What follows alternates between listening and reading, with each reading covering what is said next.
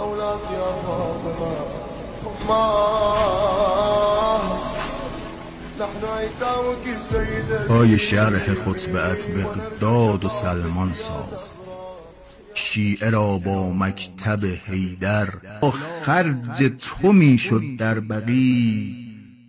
در نجف بردی از رحمت کوثر چکید و بعد از آن از کویر جهل اقیانوس انسان ساختی.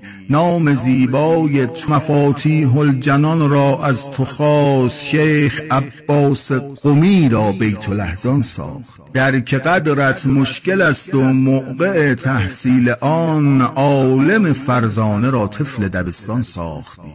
خاک چادر را تکاندی آه مجنون شد بلند، خاطر کوه و بیابان را پریشان ساختی. آنچه در ذهن است از ماه کبودت را، چنان آه در آیینه حیدر نمودن ساخت. صبر تو آتش به جان ذوالفقار انداخته، سوختی پشت در و با درد پنهان ساخت.